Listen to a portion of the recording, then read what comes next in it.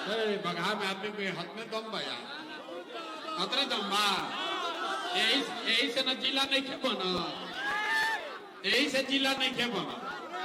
पूरा ताकत से अपने माँ बाप और पुरखों की जमीन के सम्मान के लिए हम बोलेंगे जय बिहार। आपको बोलना है जय जय बिहार, जय बिहार, जय बिहार, जय बिहार।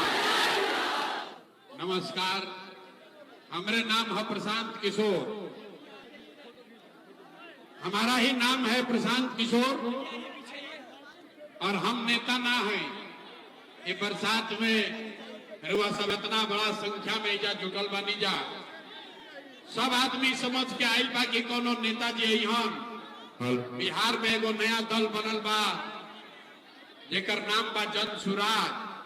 एक चुनाव के चिन्ह स्कूल के बस्ता, तो नेताजी आके कहियो कि सब आदमी स्कूल के बस्ता पर वोट दी ही जा तो हमनी के बिहार में सुधार कल जाई, राउर काम होई, बगहा जिला बनी, राउर सब काम होई। ये रुआ सोच के आयल बनी तो भैया पहले ही रुआ बड़ा शिकायत के मौका मिली। हम वोट ना मांगी, ये वोट मांगने का कार्यक्रम नहीं है। आपसे यहाँ कोई वोट नहीं मांगेगा। हम वोट काहे नहीं मांगते हैं भैया? वोट मांगे वाला तो हर एक 2 वर्ष पर हुआ यहाँ कोई ना कोई आवते बा। जे आईली है कहलस कि हमरा के वोट दे दो, हम आईब ना तो तहार सब काम हो जाए। ये सुन सुन के रउआ सब जीवन भर से वोट देले जाता नहीं जा। पहले 40-45 वर्ष तक हमने के सब आदमी मिल के कांग्रेस के राज बनावल, फिर 15 बरस गरीब के बेटा लालू जी के राज बनल। अभी 20 वर्ष से नीतीश बाबू कुर्सी पर बैठल बड़न। दिल्ली में हमने आपने मोदी जी को भी जिता कर देख लिया। आपका बगहा में, बेतिया में, आपका चंपारण में रहने वाले लोगों का जीवन नहीं सुधरा।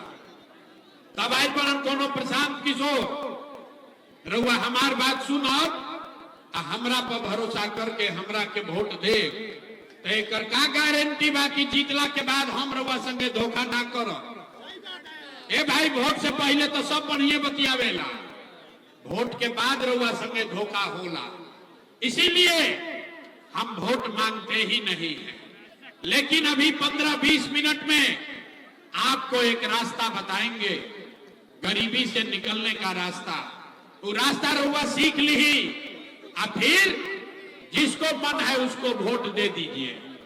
वोट जकरा के बुझाए ओकरा के दे दी, लेकिन जो अभी रास्ता सिखाई अगर वैसे वोट दीजिएगा तो और कुछ हो या ना हो, आपके लिए, आपके बच्चों के लिए यही बगहा में, चंपारण में, बिहार में बढ़िया पढ़ाई और रोजगार की व्यवस्था निश्चित तौर पर हो जाए। और अगर ना होके तब मुखिया, विधायक, सांसद, मंत्री के ना अपन बेटा, अपन भाई प्रशांत किशोर के गर्दन पकड़ ले। तब जकरा जकरा रास्ता सीखे के बाद अभी 15 मिनट तक अब आपस में बात नहीं खे करे के, कोई नारा ना लगी, कोई ताली ना बजाई। अब भाषण हो गई खत्म, अब 15 मिनट अब पढ़ाई हो गई शुरू। अभी 15 मिनट में आपको अपने आंख के सामने दिखेगा कि आपके गरीबी का, बिहार के बदहाली का कारण क्या है और एकरा से निकले के रास्ता, उपाय का बा। हमरा बात पर भरोसा नहीं खे करे के, सबके अपना आंख से देखे के बाद, दिमाग से समझे के बाद अभी 15 मिनट में अब रउआ से हम 3 गो सवाल पूछब। हर आदमी को अपने जगह से हाँ या ना खाली बोले के बाद हाथ उठा के जवाब देते समय हाथ उठावे के बाद। हाथ काहे उठावे के बाद भैया? हाथवे में सब दम बा। इसी हाथ से जिसका बटन दबा दीजिएगा ओइजे से राजा पैदा हो जाएगा। तो जकरा जकरा रास्ता सीखे के बाद अब 3 गो सवाल पूछल जाई, ओकर हाँ या ना कह के जवाब देवे के बाद हाथ उठा के अभी देखी अपन गरीबी से रास्ता निकले के रास्ता अपने आप रउआ दिखी। सारे लोग एक बार जरा सोच के बताइए, आपके गांव पंचायत में और कुछ हो या न हो, आपके लिए, आपके बच्चों के लिए बढ़िया पढ़ाई या रोजगार के व्यवस्था होके के चाहिए कि ना होके के चाहिए? अथवा सबके उठे के बारे भाई, हाथ सबको उठाकर बोलना है, होना चाहिए कि नहीं होना चाहिए? होना चाहिए कि नहीं होना चाहिए? होके के चाहिए। अरे भाई, एजा के आदमी कितना समझदार बाड़ा। रउआ चाहे पढ़ल लिखल बानी की अनपढ़, हिंदू है या मुसलमान, अगड़े है या पिछड़े, महिला है या पुरुष, अमीर है या गरीब, युवा है या बुजुर्ग, सबने कहा कि न भैया पढ़ाई या रोजगार तो हो कहीं के चाहिए। इतना बात तो सबके पहले ही से पता बा। कोई प्रशांत किशोर किसी नेता का जरूरत नहीं है। आपको मालूम है, अगर आपके लिए, आपके बच्चों के लिए बढ़िया पढ़ाई रोजगार हो जाए तो कोई मुखिया बने, कोई विधायक बने, लालू बने, नीतीश बने, मोदी बने, प्रशांत किशोर बने, अगर आपके बच्चे के लिए बढ़िया पढ़ाई रोजगार हो जाए तो आपका जीवन सुधर जाएगा। ये बात रउआ पहले से पता बा। अब देखी रउआ के दिखावत नहीं, राउर बदहाली बर्बादी के कारण सारे लोग एक बार जरा अपने अपने बच्चों का चेहरा याद कीजिए। सब आदमी अपन अपन लइकन के चेहरा याद कर ली जा और अपना लइकन के नाम पर एक बार ईमानदारी से बताइए, आप में से किसने जीवन में एक बार भी अपने बच्चों के लिए, अपने बच्चों के पढ़ाई रोजगार के लिए वोट दिया है? देखिए अपना जवार के आदमी की हालत देखी, चुप, जैसे बुझाता कि बिजली के करंट मार देना। अभी कितना जोर से बोल ली, हाँ हे भैया पढ़ाई और रोजगार होके के चाहिए। अरे बाप रे, अभी माइक दे दी, आधा आधा घंटा आदमी खड़ा होके भाषण दी, कोई लालू जी के दोस्त दी, कोई नीतीश के, कोई मोदी के, कोई कांग्रेस के, कोई मुखिया के गरियावता, कोई सांसद के, कोई मंत्री के। अरे भाई, आपने तो अपने बच्चों के लिए आज तक वोटे नहीं दिया तो दूसरे को दोष क्यों देते हो? अब कोई खड़ा होके कही कि भैया एक का गारंटी बा, पहले ही कहनी ताली नहीं खे बजावे के, हम नेताजी ना है, ताली नहीं खे बजावे के, अपना सीखे के बा। अब कोई खड़ा होके कही एक का गारंटी बा कि हमनी के अपना लइकन के पढ़ाई रोजगार खातिर वोट दिहल जाई तो हमनी के मिली। बिहार में तो हमनी के सब नेता के वोट दे के देख लेनी जा, आज तक हमनी के कुछ ना मिलल, तो एकर का गारंटी बा कि लइकन के पढ़ाई रोजगार खातिर वोट दिहल जाई तो हमनी के मिली? बिल्कुल इसका गारंटी है। जिसको वोट देना है दीजिए, लेकिन आपके बच्चे को पढ़ाई रोजगार मिलेगा ही मिलेगा। हमारा बात पर भरोसा नहीं खे करके अभी अपना आंख के सामने जादू देखी। सारे लोग तनी सोच के बताई जा, आज तक आपने जिसको भी वोट दिया उन नेताओं ने आपका और आपके बच्चों का, बगहा के लोगों का काम किया है कि नहीं किया है? नहीं किया तो हथवा उठा के हिलावे के बाद जोर से बोला भैया किया है कि नहीं किया है? ना सब लोग हाथ नहीं के उठावा, हथवा उठावे के बाद हाथ उठाकर बताइए, नेताओं ने आपका काम किया है कि नहीं किया है? किया है कि नहीं किया है? नहीं किया है ना? अब पलटिया जमत भाई, अब वीडियो में रिकॉर्ड हो गई, सारा समाज देखा है। आपने कहा कि भैया आज तक जौना नेता के दल के वोट देनी जा कोई हमार कामे ना कैलस, तब हम गिनवावे शुरू करत नहीं। सही बोला तो जोर से हाथ उठा के हाँ बोले के बाद, गलत बोलत तो ना बोल दे, बात खत्म हुई। जादू दिखी कि रउआ लइका के पढ़ाई रोजगार कैसे मिली। पूरा बिहार में, बगहा में, यहाँ सभा में आए बहुत सारे लोगों ने 5 किलो अनाज के लालच में मोदी जी को, भाजपा को वोट दिया है। तब बिहार में, बगहा में चाहे जितना चोरी भ्रष्टाचार बा, 1 किलो चोरी करके यहाँ के लोगों को 4 किलो अनाज मिल रहा है कि नहीं मिल रहा है? अथवा उठा के बोले के बारे भाई मिलता है कि नहीं क्या मिला? 4 किलो अनाज मिलता है कि नहीं क्या मिला? आपने, हमने वोट दिया, हिंदू मुसलमान बनके सब हिंदू लोग कहल ये भैया हमने के दशा कुछ होके पहले अयोध्या में राम जी के मंदिर बने के चाहिए।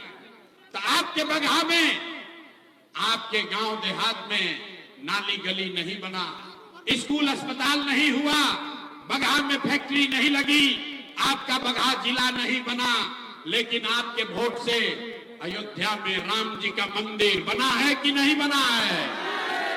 ए भाई, दो बार हिलाई अपना हाथ उठाकर बोले कि मंदिर बना है कि नहीं बना है? तो दो बार हिलाने पर काहे बोलते हैं? जोर से बोलिए, मंदिर बना है कि नहीं बना है?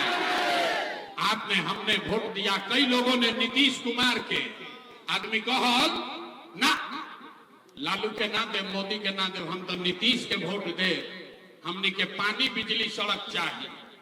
लालू जी के जंगल राज में बगहा में पानी बिजली सड़क ना रहे, तो नीतीश के बिहार में इसी भ्रष्टाचार वाले राज में बिजली के बिल 1000 आवे चाहे 2000, घरे घरे बिजली आयल बा कि नहीं के आई?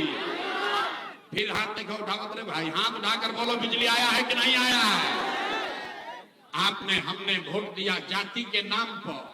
बिहार में आदमी कहेला जी ही चाहे मर जाए, अपना जाते वाला के वोट दे। तो भैया, आपके जात के नेता ने आपके लिए, आपके बच्चों के लिए पढ़ाई रोजगार का बात नहीं किया, लेकिन जाति के बाद जाति के गिनती जनगणना पूरा बिहार में करैले बन जाए कि नहीं कंजा करैले? अरे जाति के जनगणना भइल बा कि नहीं के भाई? आपने, हमने वोट दिया सिलेंडर के लालच में। मोदी जी के लोग कहल कि अब सिलेंडरे पर खाना बनावल जाए, तो भैया सिलेंडर के दाम 1000 हो कि 1200, घरे घरे सिलेंडर बटाई बा कि नहीं के बटाई? आपने, हमने वोट दिया मोदी का भाषण सुन के कि मोदी ने गुजरात में बड़ा विकास किया है। तो भैया, मोदी गुजरात में तो विकास करता, पूरा देश का पैसा ले जाकर गुजरात के गांव गांव में मोदी फैक्ट्री लगा रहे हैं, और पूरे बिहार से, चंपारण से, बेतिया बगहा से आपके हमारे बच्चे गुजरात में जाकर नौकरी मजदूरी कर रहे हैं कि नहीं कर रहे हैं? ए भाई, तो कौना बात पर वोट देने की नाम मिलल? आपने कहा अपने बच्चों के नाम पर कि भैया जीवन में अपना लड़कन के पढ़ाई रोजगार खातिर वोट ना देनी, यह जादू दिखावे आइल बानी। वोट ना मांगी, यही जादू दिखाते हैं। बोगे बबूल तो आम कहां से खाओगे? वोट दीजिएगा 5 किलो अनाज के लिए, तो रोजगार कहां से भेटाई? आपने अनाज के लिए वोट दिया, अनाज आपको मिल रहा है। रउआ मंदिर खातिर वोट देनी, अयोध्या में मंदिर बन गए। आपने बिजली के लिए वोट दिया, घर घर बिजली आ गई। आपने जात के लिए वोट दिया, घर घर जात के चर्चा गिनती हो गई। रउआ सिलेंडर खातिर वोट देनी, घरे घर सिलेंडर बटा गई। आपने गुजरात के विकास के लिए वोट दिया, गुजरात के गांव गांव में फैक्ट्री लग गया। आपने अपने बच्चों के पढ़ाई रोजगार के लिए वोट नहीं दिया, इसीलिए पूरा बिहार का बच्चा अनपढ़ और मजदूर बन गया। यही बात बताने आए। वोट उतना मांगी, यह आके गाँव गाँव जाके हाथ जोड़ के बतावता नहीं। आज 3 बरिस से एक के बाद सिखावता नहीं। अरे भाई, अगर आप अपना और अपने बच्चे का चिंता नहीं करोगे तो दुनिया में कोई नेता, कोई दल आपके बच्चे का चिंता नहीं करेगा। काहे करी भाई? जब रउआ अपन लड़का के चिंते नहीं थे, तो लालू, नीतीश, मोदी, प्रशांत किशोर राव लड़का के चिंता काहे करी? अब अभी रउआ के दिखावता नहीं कि रउआ राव लड़कन के चिंता बाकी ना। अब फिर एक बाद गरीबी से निकले वाला एगो रास्ता मंत्र सिखाई। बस 5 मिनट में अभी वो मंत्र आपको सिखाएंगे। सारे लोग तीसरे और अंतिम सवाल का जवाब दीजिए। और कुछ हो या ना हो, आपको अपने बच्चों की चिंता है या नहीं है? हाथवा तो उठावा भाई, अपना लेकर कभी हाथों ने क्यों उठाओ? हाथ उठाकर बोलिए, अभी आगे ना बढ़ी बात। हाथ उठाकर बोलिए, आपको अपने बच्चों की चिंता है कि नहीं है? है। पूरा बगहा के आदमी झूठ बोल रहा है, सारे के सारे लोग झूठ बोल रहे हैं। कौनो नेता के दम नहीं थे कि आपके शहर में आकर कह दे कि सब का सब झूठ बोल रहा। आपने कहा हाथ उठाकर ये भैया हमने के अपना लइकन के बड़ा चिंता बा। मेरे भाई हम 2.5 बरिस पैदल चलनी, 5000 गांव में गए, आज आपके यहाँ आए हैं। रास्ता में अगर 100 गो बच्चा मिला, 100 गो बच्चा रुआ गांव जवार के मिलल, आधा से ज्यादा आपके बच्चों के शरीर पर शुद्ध कपड़ा नहीं है। किसी भी गांव में चलिए, ज्यादातर गांव में आधा से ज्यादा छोटे बच्चों के पैर में, बूढ़ी माताओं के पैर में हवाई चप्पल भी नहीं है। हम पूछो तो नहीं, अरे भाई अपना लड़का के का हाल कैले बड़ा, कम से कम बरसात में वो चप्पल काहे नहीं खरीदो। लोग कहता है भैया क्या करे, इतना गरीबी है, इतना बदहाली बा, इतना भ्रष्टाचार बा, कहां से लड़का के कपड़ा पहनाई, कैसे चप्पल खरीदी, कैसे पढ़ाई, कैसे आगे बढ़ाई।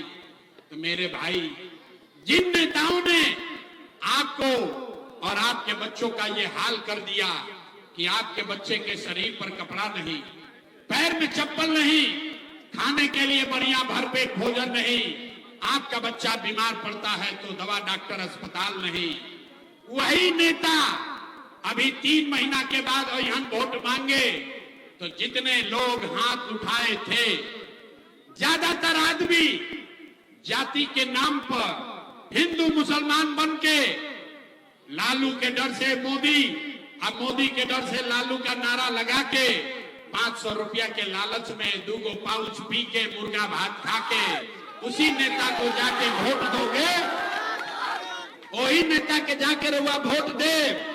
यहाँ कहता है कि हमको हमारे बच्चे का बड़ा चिंता है। अरे भाई, अपना लइकन के नाम पर झूठ बोलता नहीं तो रुआ ना भोगब, राव लइका ना भोगी तो के भोगी।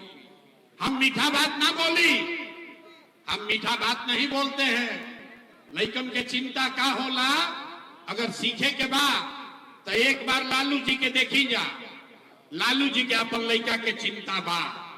लालू जी के लइका 9वां पास ना कैलन, लेकिन लालू जी के चिंता बा कि हमार लइका बिहार के राजा बनो।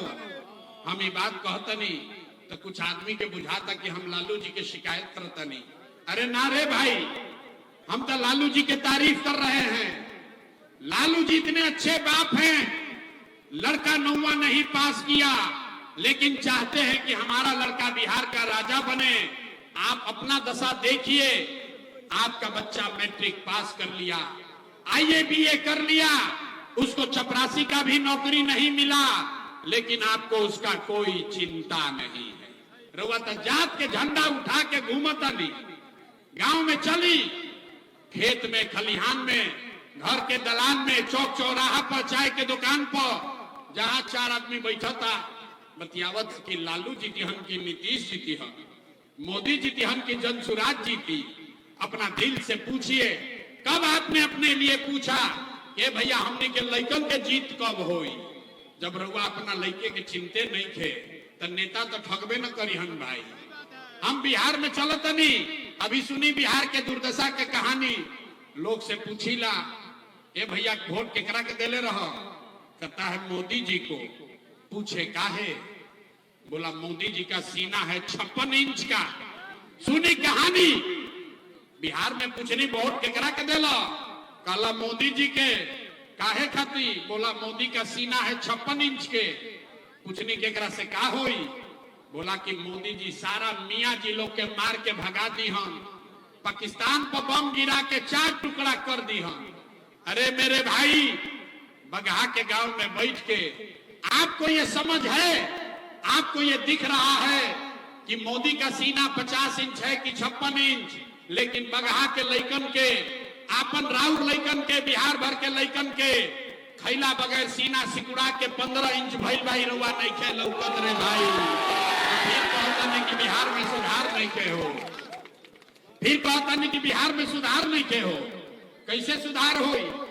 कुछ आदमी कहता है कि बिहार में विकल्प नहीं थे। ए भैया रुआ आइल बानी, अब प्रशांत किशोर आइल बाड़न, बड़ा पढ़ल लिखल आदमी बाड़न, 3 बरिस से मेहनत करता। रुआ भैया आगे आगे चली, हमने के सब आदमी राउर मदद कर जाई, रुआ सुधारी बिहार के। हम हाथ जोड़ता नहीं रे भाई।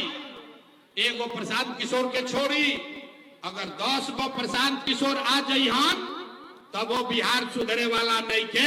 जब तक आप नहीं सुधरिएगा तब तक कोई बिहार को नहीं सुधार सकता, कोई सुधारिए ना सके। एजा आदमी 5 बरिस नरक के जिंदगी जियता, जौना गांव में जाई आदमी ये कहता है, ए भैया इधर तक नाली गली नहीं थे, ए भैया हमने के लइकन के पढ़ाई नहीं थे, रोजगार नहीं थे, खाए के नहीं थे, इंदिरा आवास नहीं थे, कैसहू जिंदगी चलता, कोई बीमार पड़ता तो दवा डॉक्टर अस्पताल नहीं थे। आज जैसे ही वोट आई तो 5 बरिस जे नरक के जिंदगी जियता, वोट के दिन आवता तो सब बात भुला जाए। वोट के दिन ए भाई अपना जात के खड़ा बा, चलो करे के दिया। अब नेता चोर है, बदमाश है, डकैत है, आपका लूट कर ले गया है, लेकिन अपने जात का है तो उसी का जाके बटन दबाओगे और फिर कहते हैं कि बिहार में सुधार नहीं हो रहा, नहीं हो सकता। एजा देखी कितना आदमी आइल बा। आज ज्यादातर घर से कोई ना कोई जवान लड़का गया है बाहर मजदूरी करने कमाने। जितना माता बहन लोग बैठा है, कोई ऐसा घर नहीं है जिसके घर से जवान लड़का बाहर मजदूरी करने नहीं गया है। जो लड़का बाहर गया है सब छोटा छोटा कमरा में, दिल्ली में, बॉम्बे में छोट छोट कमरा में 4 गो 5 गो 6 गो लड़का रहता है, वहां पेट काटता है, 8 घंटा 10 घंटा अपना हड्डी गलाता है, पेट काटता है कि घर 6000 8000 भेजब तो हमार बाल बच्चा खाई। आइजा पूछो तनी चाची वोट काहे देले रही, तो कहता हमरा जात वाला खड़ा रहन यही से दे देनी, हमरा गौवा वाला सब देते रहे यही से दे देनी। अरे भाई, आपका घर का बच्चा, आपका पति, आपका सवांग, आपका बेटा, आपका भाई अपना हड्डी गला रहा है 6000 रुपया के लिए, और आपको लाखों रुपया का वोट आप बिना सोचे समझे दे रहे हैं।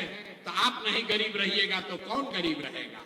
अभी देखी, अभी रउए जिला में सिकटा में मैना टाड़ का 25 लड़का उत्तराखंड में मजदूरी करते हुए बादल फटा, सब मर गया, लाश तक वापस नहीं आया, लाश भी घरे नहीं खे आई। लेकिन जाके आदमी फिर काल वोट हुई तो फिर वही जात, वही हिंदू मुसलमान करके वोट देगा, कैसे सुधार होगा। इसीलिए ये अभियान शुरू किए। वोट नहीं मांगा, लेकिन रुआ का भी एगो रास्ता बताई, ये रास्ता रुआ सीख ली ही, और कुछ हो अपना जात वाला के देवे के बाद वोट ओकरे के दी, लेकिन जो अभी रास्ता सिखाएंगे वैसे दीजिएगा तो और कुछ होगा या नहीं। कम से कम रुआ लइकन के जा रोजगार हो जाए, ओकनी के बाहर ना जाए के पड़ी। तो सारे लोग जकरा जकरा ये बात बुझाता, सारे लोग हाथ उठाकर बताएंगे। इस बार जब वोट देने जाइए, जिसको वोट देना है दीजिए, लेकिन एक संकल्प लीजिए, इस बार जिन नेताओं ने बिहार को लूटा है, जिन नेताओं ने बिहार को लूटा है, आपके बच्चों को अनपढ़ मजदूर बनाया है, आपके पेट पर लात मारा है, वो चाहे आपके दल का हो या जात का, आपके धर्म का हो या गांव का, उसको वोट नहीं देना है। तो अभी जकरा जकरा बतवा बुझाता, देखी कितना आदमी सुधार भइल। हाथ उठाई, हाथ उठाइए सारे लोग हाथ उठाकर बताइए, जिन नेताओं ने बिहार को लूटा है उसको वोट देना है कि नहीं देना है। जोर से बोला भैया, देवे के बाद कि नहीं देवे के। आपके जाति का होगा, दीजिएगा कि नहीं दीजिएगा। हिंदू मुसलमान करेगा, दोगे कि नहीं दोगे। अल्लाह के 2000 रुपया दी, हम दे कि ना दे, नहीं दीजिएगा। हम तो जानते हैं कि आदमी जाके समझदार बाड़ा। अरे भाई, नेता लाके 1000-2000 रुपया देगा, पैसा लेना है, काहे लेना है समझिए। आप बताइए, पिछला 5 वर्ष में राशन कार्ड बनाने में आपसे 2000-2500 घूस लिया है कि नहीं लिया है। सब लोग बोलो भैया, राशन कार्ड बनाने में घूस लागल बा कि नहीं लागल। जाति प्रमाण पत्र बनाने में घूस लगा है कि नहीं लगा है। अरे बिजली का बिल ज्यादा आ रहा है कि नहीं आ रहा है। थाना में पुलिस वाला पैसा ले रहा है कि नहीं ले रहा है। बगहा के गांव में 100 रुपया के शराब 300 रुपया में बेचाता कि नहीं क्या बेचा। हाथ उठाकर बताइए, शराब बिक रहा है कि नहीं बिक रहा है। ब्लॉक में सीओ बीडीओ जमीन के दाखिल खारिज के नाम पर लूट रहा है कि नहीं लूट रहा है? अरे भाई, तो 5 वरिस हमनिए के पैसा लूट के रखले बड़ा सन, वही में से 1000-2000 लाख के दिह सन, तो अपने पैसा ले लेवे के बाद, लेकिन पैसा लेने के बाद एक संकल्प अभी याद करना है, एक मंत्र सबको याद करना है। इस बार एक बार जीवन में संकल्प लीजिए, इस बार जब वोट देने जाइए तो संकल्प लेकर जाइए।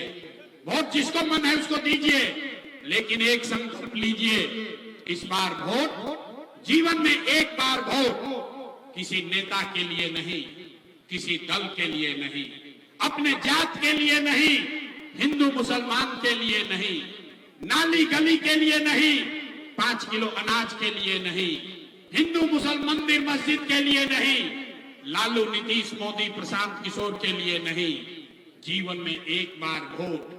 मेरे भाई, एक संकल्प लीजिए, जीवन में एक बार वोट सभी को अपने अपने बच्चों के लिए देना है, अपने बच्चों के पढ़ाई और रोजगार के लिए देना है।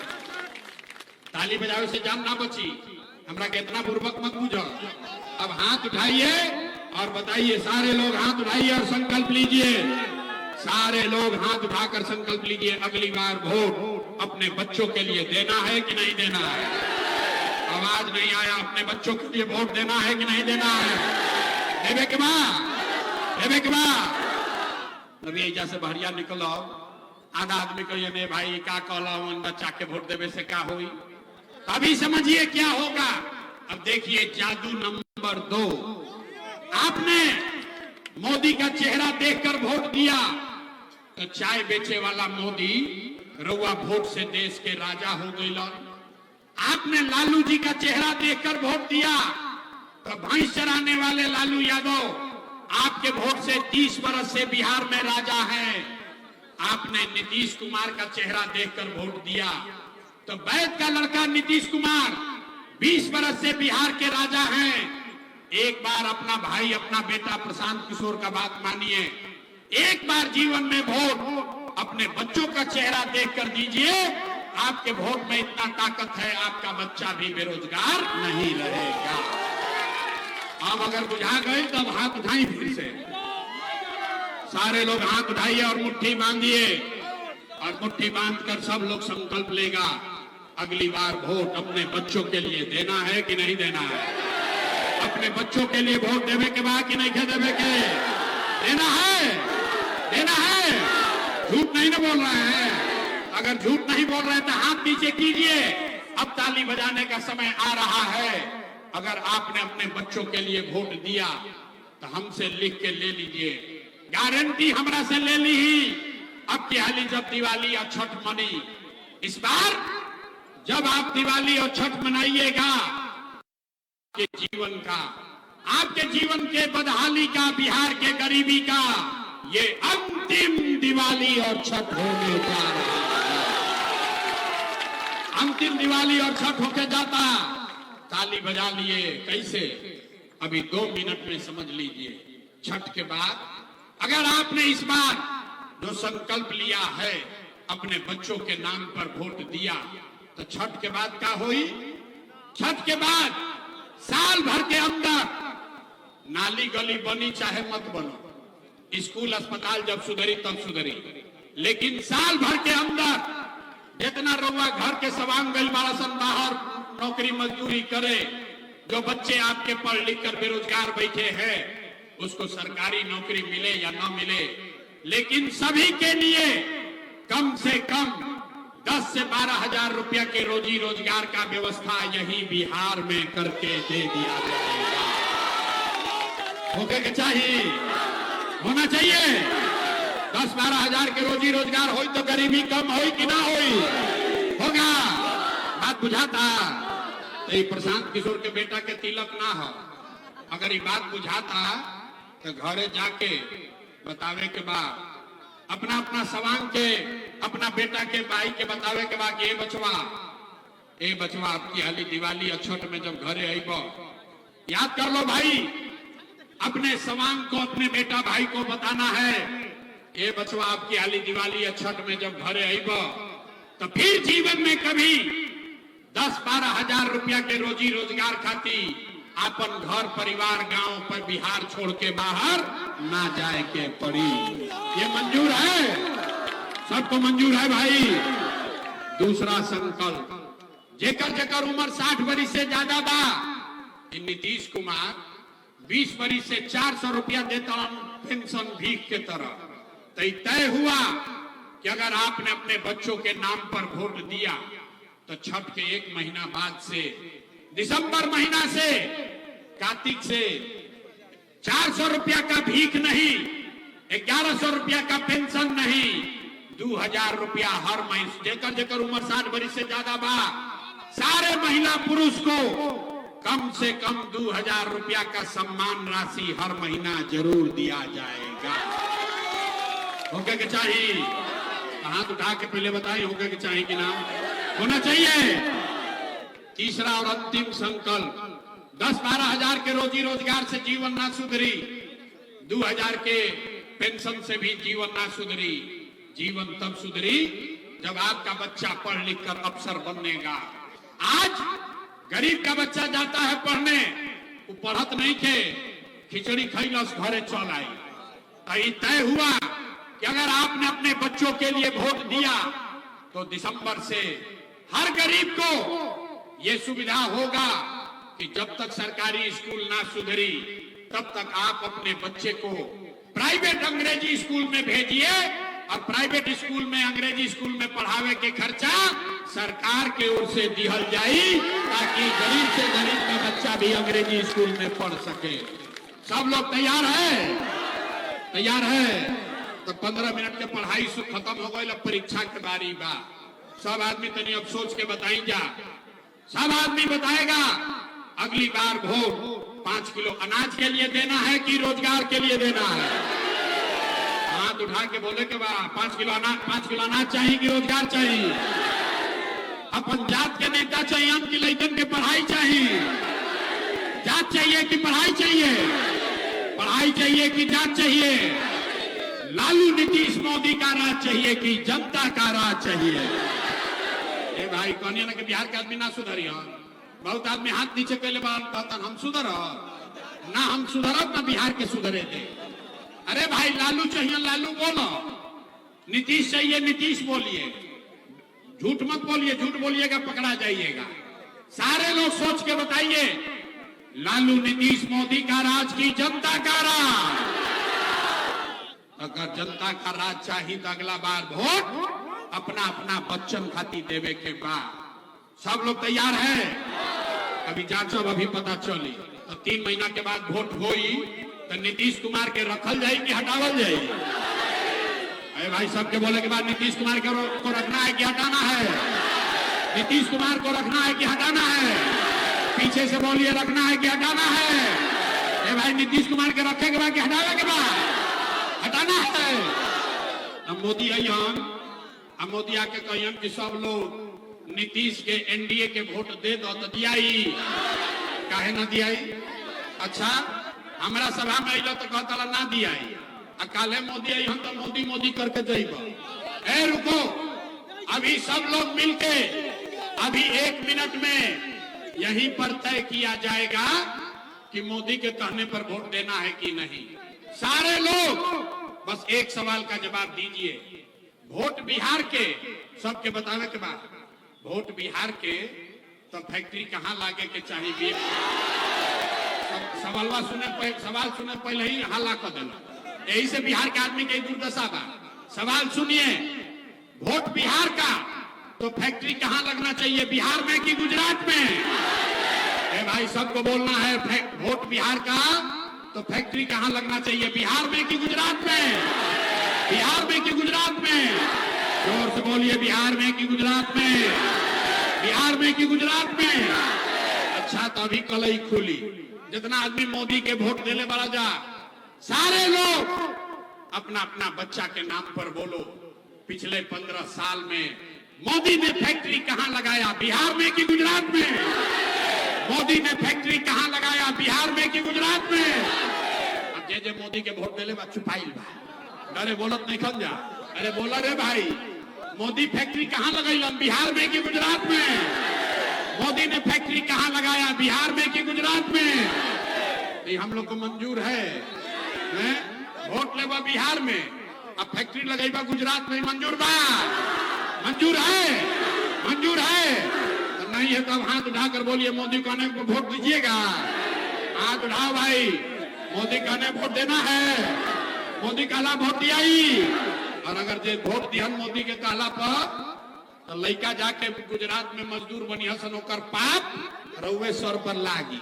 तो मोदी के कहला पर वोट ना दिया तो नीतीश कुमार तो गई रयन की जई है, रयन की जई है। जोर से बोलिए, रहेंगे कि जाएंगे? आवाज नहीं आ, रयन की जई है। नीतीश कुमार रयन की जई है, रयन की जई है। गैलन, गैलन, हाथ उठाकर बताइए नीतीश कुमार गए? नीतीश कुमार गए? Gallon, gallon. बच गई लालू के ललटेन, अब बच गई लालू के ललटेन। अब भाई बताओ, लालू के ललटेन चाहिए? भाई लालू के ललटेन चाहिए, ललटेन वाला जंगल राज चाहिए, फिर से अपहरण रंगारी चाहिए, फिर से मारकाट चाहिए। अब जे लालू के वोट देले बा मुंह छुपैले बा। अरे बाप रे, कहीं पकड़ा मत जाई। पहले मोदी के पूछनी है तो कितना मजा आई लो। आज ललटेन के वोट देले बा मुंह नीचे ऐसे कैले बा, कहीं कोई देख मत ले। अरे भाई, ललटेन को वोट देने वाले लोग बताओ, फिर से बिहार में जंगल राज चाहिए? फिर से ललटेन का जंगल राज चाहिए? फिर से अपराधियों का राज चाहिए? नहीं ना चाहिए? तो ललटेन को वोट देना है? हाथ उठाकर बोलिए, देना है कि नहीं देना है? नहीं देना है ना? नहीं क्या देवे के ना? तो लालू, नीतीश, मोदी तीनों चल गई तो के बचा? के बचा? अरे बाप रे, अब इतना देर से समझाओ तो नहीं ना समझबो। लालू से ठगैल, मोदी से ठगैल, नीतीश से ठगैल, कहता प्रशांत किशोर से ठगाई। अरे भाई, जयप्रकाश नारायण ने बताया, जब बड़ा अत्याचार भइल, बहुत भ्रष्टाचार हुआ, तो जयप्रकाश नारायण ने कहा कि सिंहासन खाली करो कि अब जनता आती है। बिहार में अब लालू, नीतीश, मोदी का राज नहीं, जनता का राज कायम होना चाहिए। होगा कि चाहिए कि ना? होगा कि चाहिए? तो तनी हाथ उठाकर बोलिए, जय बिहार। आवाज नहीं आया, जोर से बोलिए, जय बिहार, जय बिहार। सब सुनला के बाद आदमी कहता, ये भाई इतना बढ़िया बढ़िया बतियावत, अपना खातिर क्या चाहता? कुछ आदमी के बुझाता कि हम आइल बने जब मुख्यमंत्री बने, रुआ हमरा के नहीं जाना, हम इतना छोटा सपना लेके पैदा नहीं भाई। एगो दूगो ना, 12 जना के मुख्यमंत्री बनावे में कंधा लगैले बानी। ये पसीना मुख्यमंत्री बनने के लिए नहीं बहा रहे हैं, ये पसीना एक हती बहावत नहीं, ये सपना लेकर आए हैं कि अपने जीवन काल में एक ऐसा भी दिन देखें जब हरियाणा, पंजाब से, गुजरात, महाराष्ट्र से लोग बिहार में रोजी रोजगार करे आवास, तब मानल जाए कि बिहार में विकास हो। सब लोग तैयार है? सबे तैयार बा? तो हम लोग से वोट मांगनी ना, पैसा चंदा हम ली ना, लेकिन अगर हमारी बात ठीक बुझाइल होके तो और कुछ नहीं, एक बार हाथ उठाकर आशीर्वाद दीजिए और बताइए कि ये प्रयास होना चाहिए कि नहीं होना चाहिए। बिहार में बदलाव होके के चाहिए कि ना होके के चाहिए? बिहार में बदलाव होना चाहिए कि नहीं होना चाहिए? अभी होके के चाहिए कि 5 वर्ष के बाद? 25 में कि 30 में? ए भाई सोचकर बोलो, 25 में कि 30 में? 25 में कि 30 में? सब लोग तैयार है? सब लोग तैयार है? अगर तैयार बानी तब तैयार हो जाए 3 महीना के बाद बिहार से व्यवस्था बदले वाला बात। बिहार से हम लोग गरीबी को झाड़ू मार के बाहर भगाने वाले हैं। पूरी ताकत से बोलिए, जय बिहार, जय बिहार। हम पुलिस सुरक्षा ये सब लेके ना चले, जरा हाथ में